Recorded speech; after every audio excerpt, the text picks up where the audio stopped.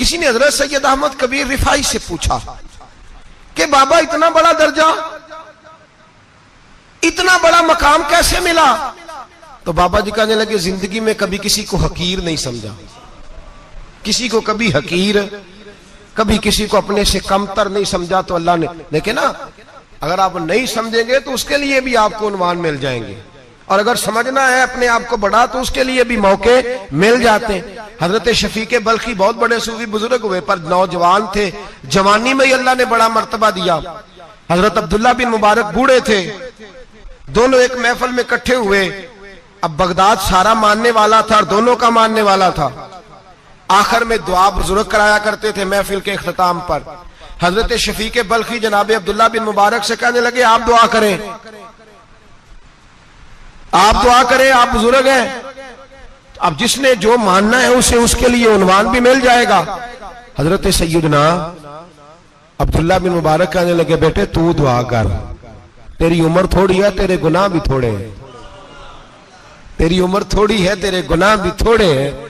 तो सैयदना शफीक बल्खी कहने लगे, नहीं हुजूर आप दुआ करें, आपकी उम्र ज्यादा है तो नेकियां भी तो ज्यादा ही है ना, नमाजें भी तो आपकी ज्यादा है ना, रोजे भी तो ज्यादा, रमजान भी तो आपकी उम्र में ज्यादा है ना, आज भी तो आपने ज्यादा। अगर आपने किसी को अपने से बड़ा समझना है तो उन्वान आपको मिल जाए, छोटा समझना है तो उसके लिए भी उन्वान आपको।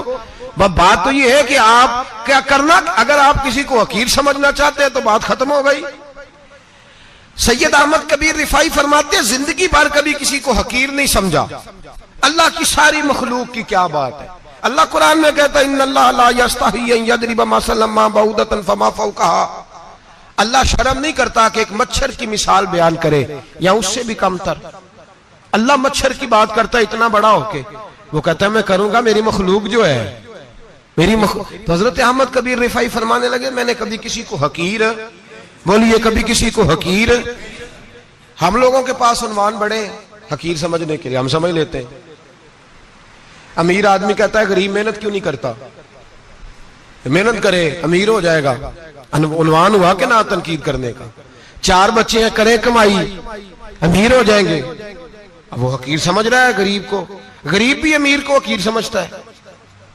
वो भी कहता है जो इसने कमाया सारा ही हराम है, जायज एक पैसा नहीं, उसने भी हकीर समझ लिया। यानी वो ये कह रहा है कि मैं हलाल खाता हूं, ये अमीर हराम खाते हैं, तो बात खत्म हो गई। उसने भी हकीर समझ लिया, इसने भी हकीर समझ लिया। अब उन्वान ही था ना, अगर उन्वान बदल लेते तो बात बन जाती। अमीर अगर ये कहता कि मैं इस गरीब की मदद करूंगा इसलिए कि पैसे मेहनत से नहीं मिलते, खुदा के फजल से मिलते हैं, तो वो ये ना कहता कि ये मेहनत करता तो आगे चला जाता। और गरीब अगर समझता इस बात को तो ये ना कहता अमीर सारे हराम ही खाते हैं, वो कहता भाई रब ने जो मेरे लिए पसंद किया मुझे दिया, जो इसके लिए पसंद किया इसे दिया, बात खत्म हो गई, झगड़ा खत्म। उन्वान तो मिल जाएगा आपको, मुस्बत भी और मनफी भी। तो अच्छी बात नहीं कि मुस्बत इख्तियार करें। सैयद अहमद कबीर रिफाई कहते मैं गुजर रहा था, एक दिन मेरे साथ ऐसा हुआ कि मैं गुजर रहा था खेत के अंदर से, इधर भी पानी था इधर भी पानी था। होता है ना पानी पानी होता है फसलों में कई दफा। कब होता है ज्यादा पानी? नहीं, जब कद्दू करीद है जी, और जब कद्दू करते हैं ना तो दोनों जाने पानी भरा होता है ना जी, वो ट्रैक्टर भी पानी में चलता है। मैं पेंडू हूं ना, मुझे ज्यादा पता है क्या हालात होते हैं। तो वो इधर भी पानी इधर भी पानी, तो दरमियान में से वो मुंडेर होती है छोटी सी, वाटा खीदा अपनी जुबान है। तो कहते इधर भी पानी था इधर भी पानी था। सैयद अहमद कबीर रिफाई कहते हैं मैं गुजर रहा था, असर की नमाज का टाइम हो गया, मैं जल्दी जल्दी जा रहा, सामने से कुत्ता आ गया। इंसान अशरफुल मखलूकात है, लेकिन वो अल्लाह का शुक्र करेगा कि उसने मुझे अशरफ बनाया है।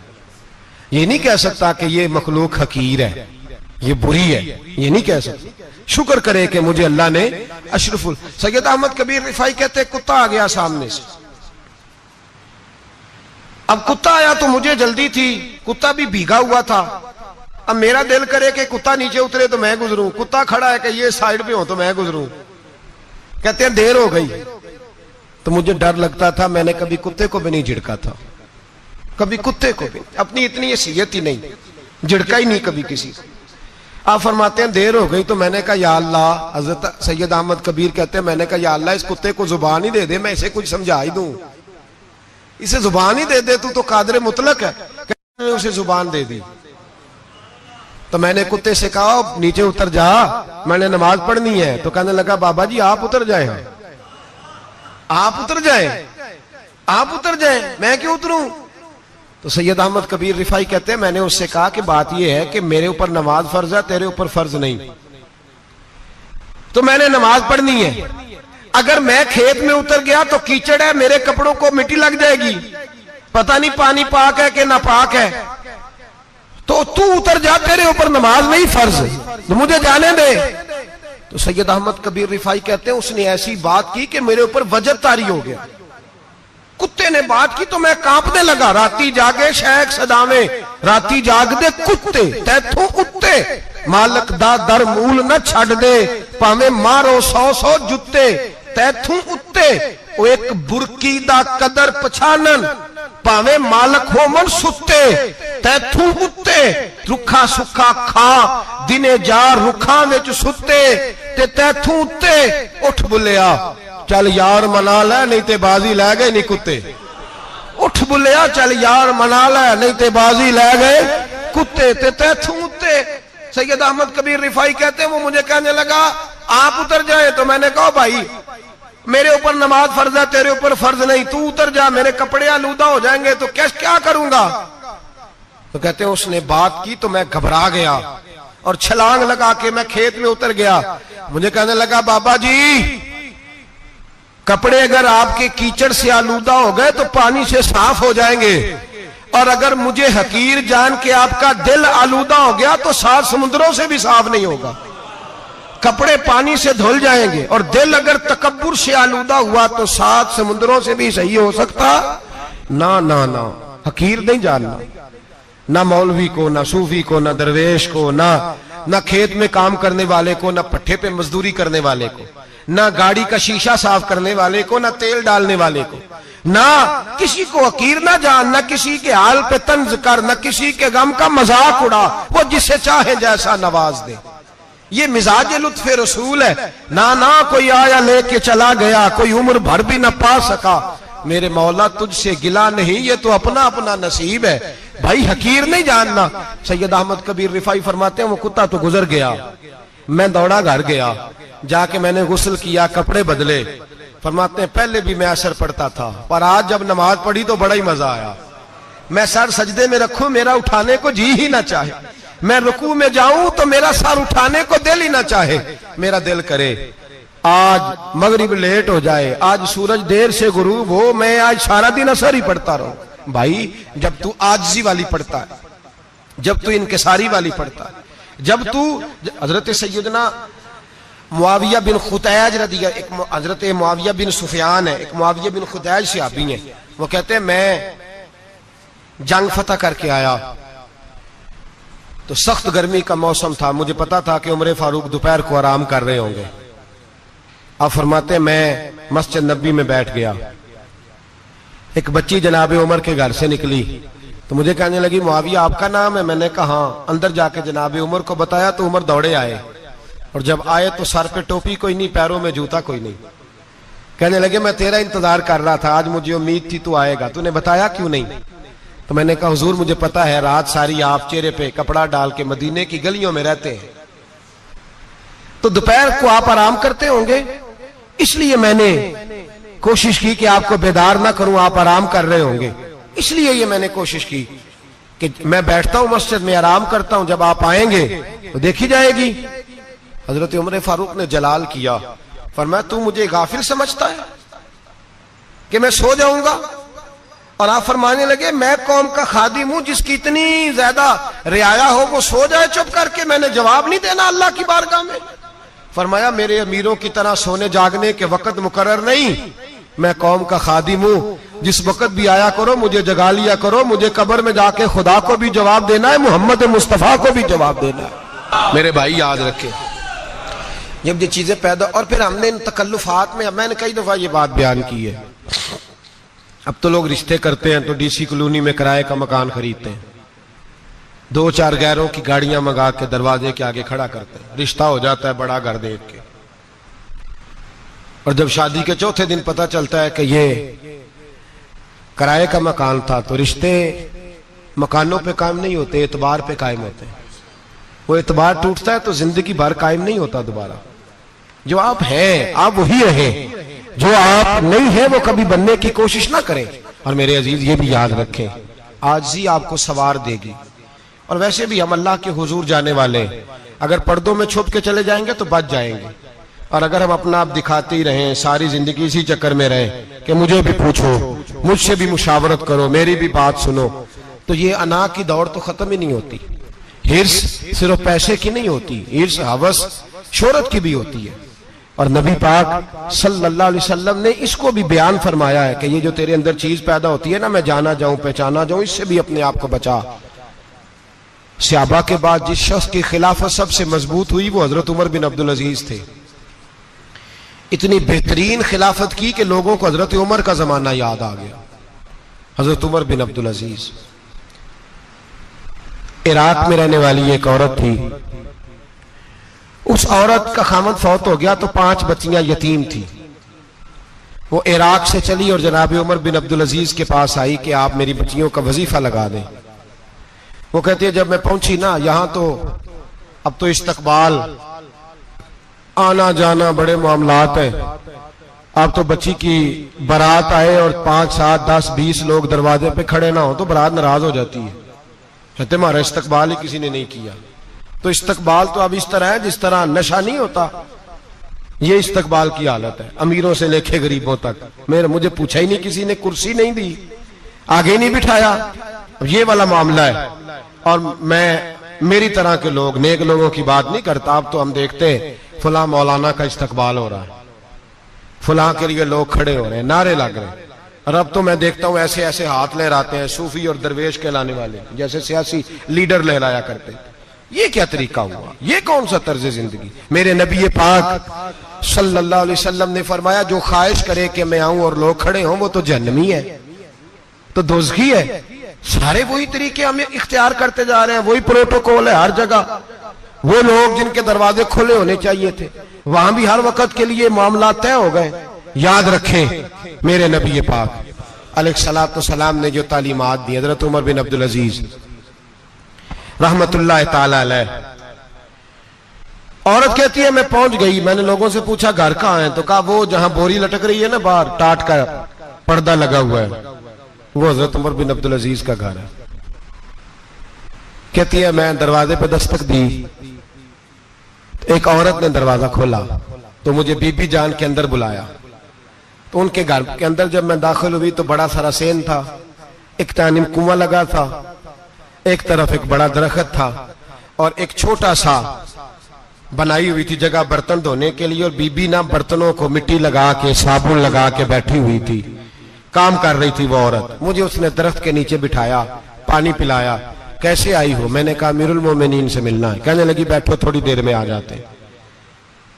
कहती थोड़ी, मैंने समझा घर की कोई मुलाजमा है, मैं बैठ गई। थोड़ी देर गुजरी, फिर दस्तक हुई, उस बीबी ने उठ के दरवाजा खोला। तो जब वो शख्स अंदर आए तो कहने लगी बड़ी देर से बर्तनों को साबुन लगा के बैठी हूं, कहां रह गए थे?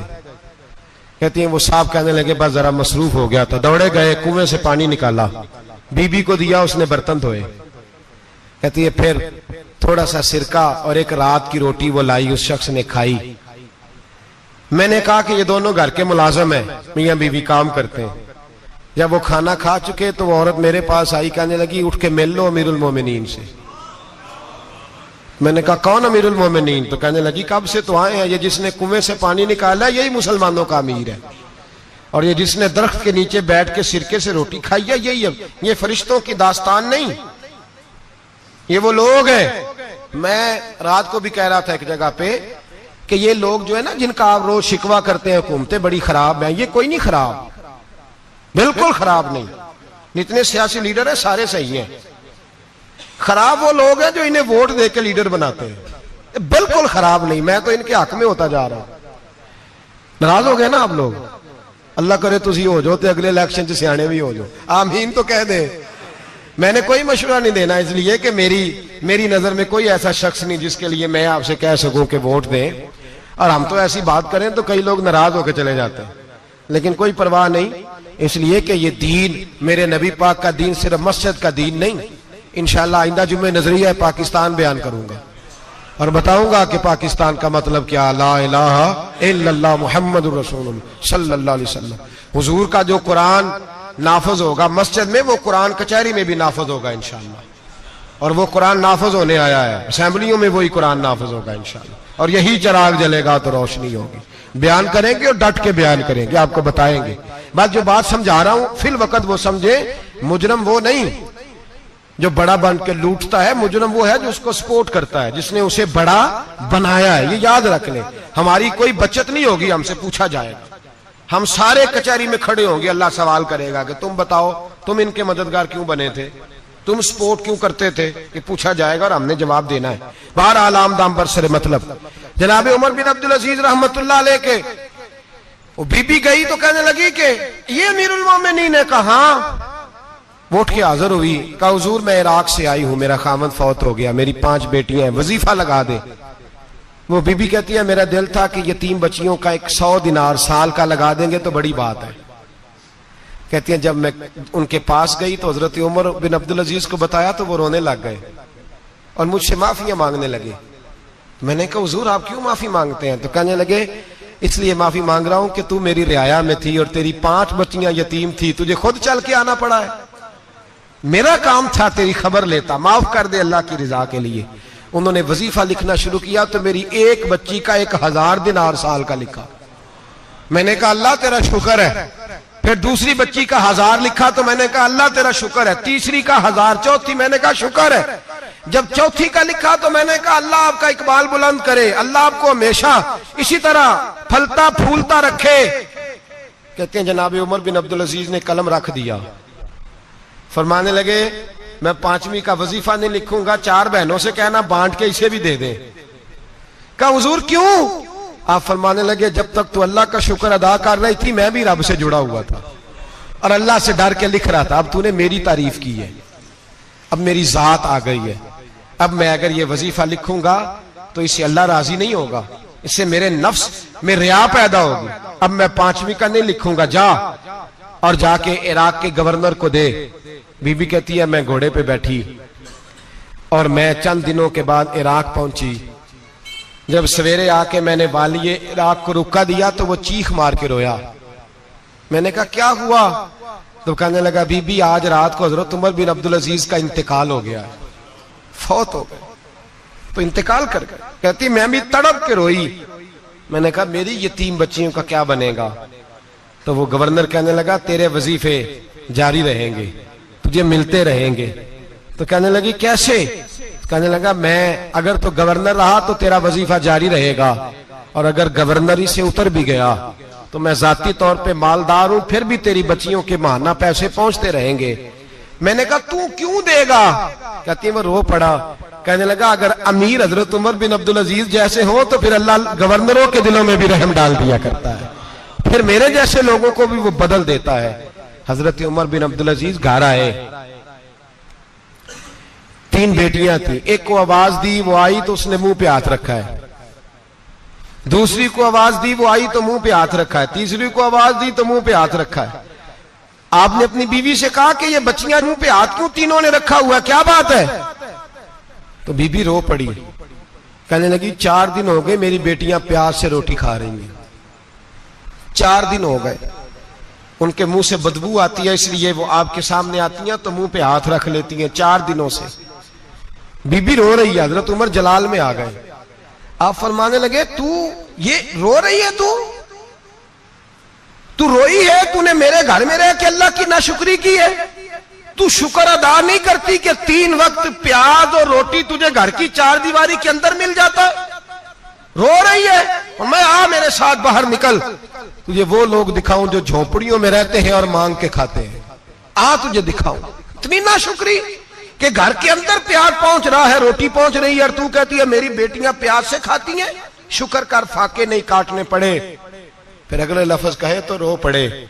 फरमाने लगे मैंने तो मुस्तफा के वो हालात भी सुने हैं जिसमें कई दिन बीबी फातिमा ने फाके किए, तू घर के अंदर प्याज पहुंच रहा है, तो अभी भी सादगी, आजिज़ी और कनात नेमत थी इन लोगों की। हमारे यहाँ रोज शिकवा है, किस बात का? गाड़ी कोई नहीं। रोज रोना है, किस बात का? बंगला कोई नहीं। रोज रोना है, किस बात का? बैंक बैलेंस कोई नहीं। 10 जोड़े क्यों नहीं ईद पे आए। और ये सिर्फ औरतों का मसला नहीं, हमारे अंदर भी ये बात बदरजे औला। हम रोज अपने आप को मिस्कीन कहते हैं, गरीब कहते हैं, लाचार कहते हैं, मजबूर कहते हैं। कभी देखो वो जो झोंपड़ियों में रहते हैं, कभी पलट के देखो लोगों की तरफ जो पैदा हुए तो आंखें कोई नहीं थी, हाथ कोई नहीं थे, पैर कोई नहीं थे। वो देखो जो पैदा हुए तो सर पे बाप का साया कोई नहीं था। कैसे कैसे लोग वक्त गुजार रहे। हम रोज आके कहते हैं कारोबार ठंडा हो गया, हालात बड़े खराब हो गए, हम बड़े मजबूर। क्या हो गया साहब? अल्लाह के दिन है, सारे अल्लाह के दिन है। वसल अच्छा है ना फिराक अच्छा है, यार जिस हाल में रखे वही हाल अच्छा है। बस अपने आप को मुतमईन करें, आजिज़ी, इनके सारी किनात, सादगी, इसको अपनी जिंदगी का हिस्सा बनाए। अल्लाह दौलत सुकून अता कर देगा। आखिर दावाना अनिल हम्दुलिल्लाह। ए ना गल्ला ठीकी लभदाए, ऐब किसे दा करना, अपना आप संभाल मोहम्मद, जो करना सो फरना, अपना आप संभाल मोहम्मद, जो करना सो फरना, बस कर मियां मोहम्मद बख्शा, मोड़ कलम दा घोड़ा, सारी उम्र दुख नहीं मुकने, वर्का रह गया थोड़ा, सारी उम्र दुख नहीं मुकने, वर्का रह गया थोड़ा थोड़ा।